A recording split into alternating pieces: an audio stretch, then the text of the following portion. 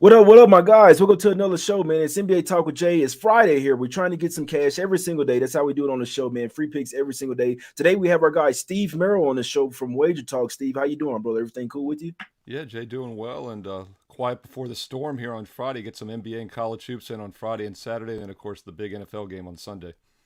Exactly, man. Definitely can't wait for this Super Bowl there. There's a lot of great Wager Talk content out there, guys. If you had checked out Bet on this, man, it's one of the best NFL shows out there, guys. A lot of great content going over at Wager Talk. Can't wait for that Super Bowl, man. Cannot wait in that one. But this is an NBA show, guys. It's all business here on the show. Let's get straight to it. First game up, we're heading over to the streets of Philadelphia here, guys. We have the 76ers land 6 points at the house versus the New York Knicks here in a revenge spot, right? Steve, the Sixers did just lose to the Knicks a couple games ago. There are off two straight losses. Obviously, they just lost versus the Celtics as well. But do you think they can get some quick revenge here after just blowing that fourth quarter lead versus the Knicks in the last game, Steve?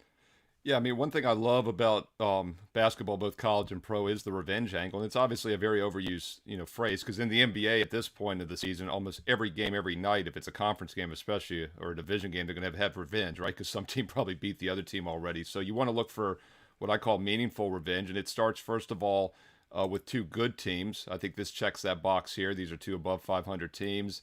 And I also do like recent revenge, like you just said. I think it works a little bit better when it's been a recent meeting. And this one was earlier this week, basically, or on Sunday, the beginning of the week. So I think it's a good bounce back spot for Philly, and that'd be my preferred side. Yeah, definitely my preferred side as well. I'd lean Sixers in the first quarter to get things started off early and full game as well. Obviously, Joel Embiid still questionable in this one, but they've been listing him questionable every game, and then he'll usually end up playing. So, revenge spot versus the Knicks. I'd be surprised if he sat out, but I feel like that's why they have the guys on the injury report. It's questionable. That way, if they do decide to sit him out, they won't get in trouble for it. So, if Embiid is in, the line will only probably go up maybe a point, probably just a point because they kind of have it like in between. But yeah, Sixers the only way I could look here in the revenge spot. I'd lean Sixers first quarter and full game in this one, guys. Set up here to the streets of Indiana here, Steve. We got the Pacers laying 2.5 points at the house versus the Suns. This line was at +1 last night for the Pacers, has since moved to -2.5. We know Chris Paul played like 33 minutes in the game last night. Last game of a road trip, third game in 4 nights, all on the road as well. I feel like maybe they feel like they think that Paul could possibly be out in this one. We know that Booker's back in this one, Steve. Pacers only 2-8 straight up last 10 games. You think the Pacers can get it done here? Yeah, I talked about not, conference games having the revenge angle, but this actually has a fairly recent revenge angle, even though it's a non-conference game. Is Phoenix did win by 5 as a 4-point home favorite back about 2 weeks ago on January 21st. So a little bit of a revenge motive for Indiana, but I also think this is not a great scheduling spot for the Suns. As you mentioned, on the road now for the fifth straight. It's the fifth and final road game before they head home. They've got 3 days off after this game. So in that case, maybe they do give a good effort knowing they can rest the guys later. But they also had the trade deadline distractions. You just wonder the mindset of the team right now. The problem is, do you trust Indiana, Jay? This is a team that's just in the downward spiral. Andy Lang's Indiana Pacers have gone just 2-12 straight up their last 14. Not the type of team I want to be laying points with. Yeah, a lot of those games didn't have Halliburton in there. No, so I feel True. like you have to look at the Pacers a lot different when Halliburton's out. When he's in there, he's like 90% of the offense. Man, I must say they were trying to find a groove without him, but at first they were just absolutely hopeless without Halliburton. He is the engine that makes that team go, in my opinion. And he could be a bad matchup for the Suns here tonight, who they did just trade away their best defender in Mikal Bridges. Now, obviously, they could be super hyped. They got KD, but the reinforcements aren't here so far. So this is a bad spot. They did get blown out last night in Atlanta, and I'd lean Pacers here, laying the 2.5 here versus the Suns as well. It could just be like a scheduled loss type of game. You have 3 days off after this, head back to the house, you get some reinforcements, then maybe the Suns maybe try to go for a run. But versus Eastern Conference team back to back, I wouldn't be surprised if Paul sat. We know that Booker's coming back here, but he's not all the way in rhythm right now as well, guys. So I'd lean Pacers here full game. Whether they like to run the gun as well, they could run the Suns off the floor in this one, guys. So lean Pacers for me in that one. Let's go over here to the streets of Toronto here, guys. We have the Toronto Raptors land 7 points at the house versus the Utah Jazz in this one, Steve. How you like this one? Yeah, it's ironic. We have another game of non-conference teams in which we have a pretty quick revenge motive. This is not something we've seen in past years, but they're doing this. The schedule's different now. We see back-to-backs, which I love, by the way, because that's the best revenge spot of the quick back-to-backs. That's why handicapping the NBA playoffs is so profitable over the years, because you get basically 5 or 6 straight, revenge situations in the series. But yeah, these teams just played a week ago on February 1st, 9 days ago, basically. And it was a 3-point home win for Utah as a 3-point favorite. Extremely high-scoring game, obviously, with 259 points. And there was 125 points at halftime alone. So they got out of the gates fast. And it's interesting, Jay, because the money's actually coming in the under in this one. It opened 232, down to 230.5, but 230 at some of the sharper books I follow. A little bit of a move early from 7.5, 7 down to Toronto, but I think now there's a little bit of value actually with Toronto at home laying the 7, and I like the under as well. Yeah, I'm only looking towards the Raptors in this one. Like you said, revenge spot here. They did just lose. They were actually getting 2.5 points on that one. So this line has moved from 2.5 to the Raptors being favored by 7.5. Line is all over the Raptors here. They're likely telling you that this is probably a double-digit win versus the Raptors. We know that the Jazz peaked too early in the season. Yep. We knew that they're probably going to trade some guys away. This team is probably not going to make the playoffs, guys. So in all honesty, I know that they were in the playoff race. They were sitting at one point like number 1, number 2 seed in the West, but we knew that was fraudulent. They've lost 3 straight games. First game on the road as well after 5 straight home games. My system would say to take the Raptors in the first quarter in this one, fading the Jazz on the first game early in the game, first game on the road after being at the house for a while. And they have a back-to-back as well. They play the Knicks tomorrow as well. I think the Raptors could absolutely crush this team tonight. They're starting to get high, 3 straight wins, and they're trying to push for the playoffs as well. The Raptors who are sitting on the outside looking in. So kind of a must-win game tonight versus the Raptors. I'd lean their way. I'd lean Raptors first quarter and full game -7 in that one.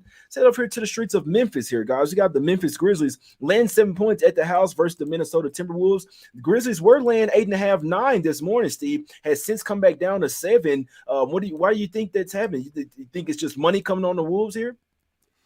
Yeah, it's pretty big line drop. I mean, this game opened as high as 9, and not only 7s, but the circa in your backdrop there, you go right back past the pool behind you and go to the sports book and get a 6.5. That's actually the lowest number I'm seeing right now. So I would say there's some sharp money coming out of Minnesota because those type of moves early in the day, obviously, is not public. The public really doesn't, for the most part, dictate the NBA market either. So I do think the sharp side looks like Minnesota here, and they don't necessarily have to win this game outright. I mean, obviously, 7 points is a pretty good cushion to keep it close, and Minnesota has alternate wins and losses now for their past 6 games. They're coming off that blowout of Utah. And like you just said, I fully agree, by the way, the Jazz were probably a play-against team. They were a team I thought was going to really be a play-against team when the season began. They vastly overachieved the first few months. I think that's the type of team we can make money fading. So that's another reason I do like Toronto in that game tonight. And I can't give Minnesota too much credit because they beat Utah, but the game before that, they get blown out at Denver. That was a quick home revenge spot, revenge spot, as they'd beaten Denver by 30, then they lose by 32. I think they'll be focused tonight. I think that's why we've seen some money come in. And let's not forget, we talk about the Pacers obviously not being a trusted favorite. I mean, right now, the Grizzlies have lost 8 of their last 10 outright, and they opened as a 9-point favorite. So even at 7, I'm not trusting Memphis right now laying this kind of number. Yeah, and only 3-7 against the spread last 10 games as well, man. So I'm with you on that. I was leaning towards the Wolves as well, plus the 8.5, plus the 9. They still have playoff revenge versus this Grizzlies team. So the home team has won all 3 meetings so far this season, but I still feel like that the Wolves can really match up well with them, especially if guys like Kyle Anderson and Rudy Gobert play in this game. That could also be why the line came down. Maybe someone has info that knowing that Anderson and Gobert are playing this game, because that would definitely explain the 2-point move to me. I think the Wolves can match up with this team. I think they're very even type of teams, in my opinion, especially without Steven Adams for the Grizzlies over there. Their half-court offense is not the best. They try to run and gun with you here. So I know the Wolves lost D'Angelo Russell, but they still have Anthony Edwards and Jordan McLaughlin that can run the point guard for the team as well in this one, guys. So I'd lean Wolves plus the 7 in this one. That's the only way I'm looking in this one, guys. So over here to the streets of New Orleans here, guys. We have the New Orleans Pelicans getting 3 points at the house versus the Cleveland Cavaliers in this one, Steve. Really tough game for me. I could see it going either way. How are you looking at this one? Yeah, I think, first of all, this time of year, there's definitely some teams you want to start to look to play on. But getting back to Minnesota real quick, that's a team that's underachieved. We talk about Utah overachieving. I think Minnesota's underachieved this year, so they could play a play-on squad. Cleveland was a team I wasn't sure about when the season began because they were getting a lot of hype, obviously, with the offseason additions, and I thought maybe they could be a little bit overrated, but they've had a pretty good season so far, obviously at 35-22. I mean, the spread record is always the great indicator, and they're 31-24 against the spread, so they really aren't underrated. New Orleans, meanwhile, 2 games above 500, but they're 3 below 500 ATS, so you do think maybe there's some upside to New Orleans, and they've won 3 in a row and covered 3 straight And what's really interesting about that is they were on, I think, what was it, a 10 or 11 game losing streak, and then boom, just like a V recovery here with 3 straight wins and covers. So these are 2 of the hottest teams in the league, by the way. Cleveland's 5-1 straight up ATS their last 6. A little bit of money's coming in on Cleveland. It opened 2.5. It's up to 3. Total is what's dropped, though, 224.5 down to 223. I think the under move makes some sense. 2 really good current form teams. I think this will have a playoff atmosphere, and if that's the case, we might see a little bit more defense than expected. Yeah, 2 great defensive teams. We know the Cavs, they can play some good perimeter defense, but it's those trees down low with Mobley and Allen. It's really tough to score in the paint for them. But you look at the Pelicans, they have some trees. Well, Valanciunas isn't a great defender, but you have guys like Jackson Hayes, Najee Marshall as well, man. They have Trey Murphy, Herb Jones. They have some great perimeter defenders. So Pelicans have the perimeter defenders to defend Garland and Mitchell, in my opinion, guys like LeVert as well. But the Cavs have the advantage with down low. So 2 great defensive teams. The Pelicans had lost 10 straight games. Now they've won 3 straight. We always know these teams cluster wins and losses. So I wouldn't be surprised if the Pelicans did keep it going. They are at the house as well. 4th straight home game. And I follow this Cavs team really closely. Sometimes they can have a little of a hiccup on the road, in my opinion, versus some good teams. And this is the first game of back-to-back. They play the Chicago Bulls tomorrow. That is an Eastern Conference team as well. So the Cavs might want the game tomorrow a little bit more, maybe serve some little energy. Obviously, this game versus the Western Conference opponent doesn't mean a lot, but for the Pelicans, every game means a lot for them. After losing 10 straight, they're actually due to have a good run over the next 10 games. So would probably lean Pelicans. Too much of a close call for me to lay it, but definitely couldn't talk you off of underplay in that game, guys. Let's head over here to the streets of Portland here, where we have the Portland Trailblazers land 3/3.5 points at the house versus the Oklahoma City Thunder. In this one, Steve, they have lost 6 straight times versus the Thunder. Do you think the Blazers can finally get some revenge here tonight? Yeah, exactly. And that's why, revenge doesn't always work, because sometimes teams just dominate other teams. The most recent meeting in this one was December. Actually, they played a quick back-to-back in December, if you recall. Yep. And OKC won by 2 at home and then won by 3 at home. And Portland was a road favorite in both of those games. So, when you're a road favorite in a quick revenge spot, you still lose outright. That catches my eye that maybe there is something to the matchup advantage for OKC here.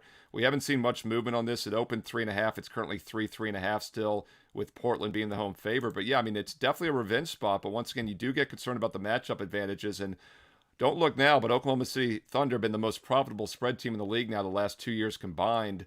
And they were doing it again a few weeks ago with 9 straight covers. They've gone just 3 and 4 since, but still not a team I'm looking to fade, because they've just been a moneymaker now for 2 straight seasons, even though they haven't been a winning team. Exactly. Yeah, no, the Thunder have been covering spreads. Possibly, you make a good point where the Thunder could just have some matchup advantages versus the Blazers. They do have the better overall team, in my opinion. Obviously, now the Dame has been going off, Dame and Simons, and this could be a game where those 2 go bunkers from 3. And if that does happen, I don't think the Thunder have the shooters, in my opinion, to stay in this one. I know in the last game they were hitting a ton of threes, but that was a big game for the Thunder. It was a back-to-back spot as well. They had just got blown out by basically about 27 points versus the Warriors. So they were probably looking ahead to that game versus the Lakers. Spoiled LeBron's night. I could really see a letdown from OKC coming here tonight as well. And they haven't been covering back-to-back games as well. In their past 10 games, they have not covered back-to-back games. The Blazers, they did just lose their best defender, in my opinion, and Gary Payton II. But for some strange reason, I do feel like them getting that win versus the Warriors, even without Steph, could be somewhat of a turning point for the Blazers here. I do think they could possibly get some revenge here tonight at the house. I'd lean Blazers -3, minus the 3.5 in this one, guys. Let's head over to the streets of Sacramento here, guys. We got the Kings getting a point here. I did do an earlier show. The Kings were laying 2.5 in that one. So I was saying, if you like the Kings, you might want to wait, because I knew that Luka was playing. Had a little bit of inside info on that one, Steve. How you liking this game, my guy? You think the Kings get the job done? Yeah, well, it looks like that info was right, because as you said, they were 2.5 point favorite. Now they're a 1.5 point home dog. The 12:30 Eastern report still had him listed as questionable, but it does appear he's playing. And the betting markets, the money markets, whether it's the financials or the sports betting markets, that's where the truth is where the money moves, because people put the money behind the rumors when it's usually pretty accurate. But what I will say is, as you know, Jay, these injury info plays, if you just blindly have faded them over the last couple of years, you've made a lot of money. So Kings -2.5, I thought we're in a pretty good spot there. I probably would have preferred that Dallas didn't have Luka, but it's amazing how many times this has worked, that you just take the team that's at a disadvantage, as far as the injury goes. And it's also sometimes a disruption when you're trying to put a guy back in and out of the lineup. Now, Dallas is playing pretty good. They've won 4 of their last 5. They've covered 4 straight. But it does look like Luka's playing. They're now a road favorite. I still like Sacramento in this game, and as you said, we're getting a better price now because of the injury info. Exactly. Yeah, I couldn't look towards the Kings in this one, man. First game back at the house off a 7-game road trip. A horrible spot for the Kings, in my opinion. The Mavs did just catch the Clippers in this same situation. I said that they would come out there and cover the trifecta spot on the money line. They did just that. They were up 20 points, 18 to 20 points in the first quarter of their game. I could really see a lackluster start from the Kings here. You never, well, I can't say ever, never, but it's a horrible spot back in the team coming off a 5 or more game road trip, especially with only 1 day of rest, especially when they're traveling over time zones as well. De'Aaron Fox did just have a baby, so that's even more distractions. I think the Mavs come out here, cover the first quarter, and I think they win the game as well, rather handily, in my opinion. The Kings sitting at number 3 right now in the Western Conference. Just know that there's teams that are coming for their ass. The Kings will likely end up in the play-in tournament, guys. I love this team. I like the Kings. I like Mike Brown as well. He's changed the whole dynamic of this team, but even them making the play-in tournament will be an accomplishment for this season. They're not the third best team in the West, guys. If you're a fan of the team, don't get too mad at me, man. But I do think the Mavs covered a trifecta spot here, and I think first quarter would definitely be a great fade of the Kings in this one. I fully believe the Mavs will win this game, guys, in Smack City fashion at that. Last game up here, guys. Go up here to the streets of LA here. We have the Clippers land 2.5 points. Bucks on a little back-to-back here. They did just have to come back versus the Lakers last night, Steve. You think the Bucks can keep it going on their win streak here?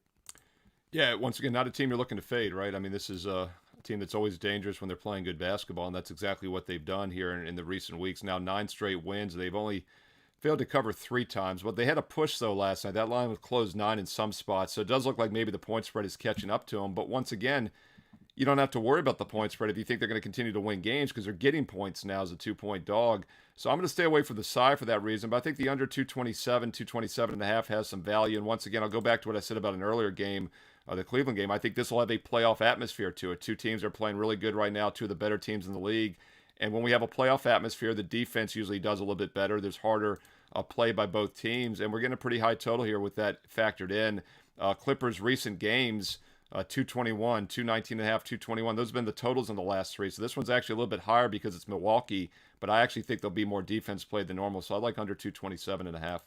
Yeah, I couldn't talk you off there. Could definitely see this being a playoff style type of game. These 2 teams just played. I believe the Bucks had to come back in the outscoring by 10 in the fourth quarter to win 106-105. So, and it's a back-to-back spot for the Bucks here as well. The last game, the Clippers showed that they could really defend this team really well here. I want to lean Clippers here a full game. I know that teams don't usually do well in back-to-back spots, like when they play the Lakers and then the Clippers back-to-back, especially when the LA team has the rest advantage as well. So, actually, and also wouldn't be surprised if the Bucks rested a guy or 2 here. I know that there's no Drew Holiday props out yet, if I'm not mistaken. And I mean, you never know if when Giannis is going to sit out as well, guys. This is the Milwaukee Bucks here. So I could see them, and they know the Clippers are coming for them as well. I'd lean Clippers here full game in this one, guys. That's the way that I would look in this one.